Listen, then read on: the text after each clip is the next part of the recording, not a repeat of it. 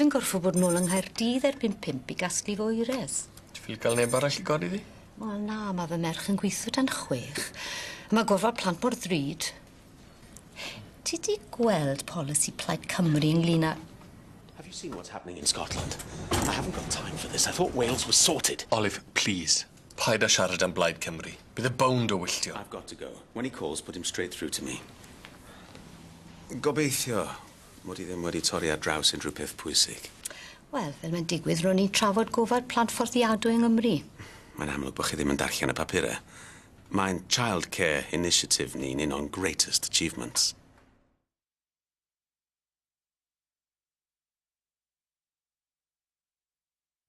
Ond dim ond yn Lloegr fydd hynny. Beth am Gymru? Mae hynny fyny i'ch politicians chi. Fedrwn ni ddim gwneud popeth o Lundain.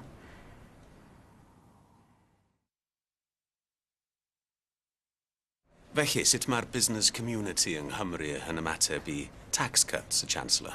Dyw'r cwmni bach ddim yn rhy hapus. Mae hi'n fwy anodd iddyn nhw redeg I busnesu'n llwyddiannus.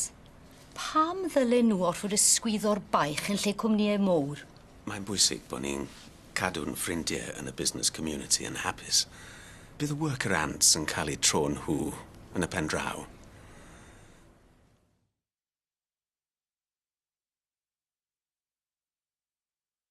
Felly, sut mae'r syniad o lywodraeth Tory yn mynd lawr yng Nghymru? Is Maggie still casting her shadow? Fel cytuno ni, wrth galon ein hymgyrch.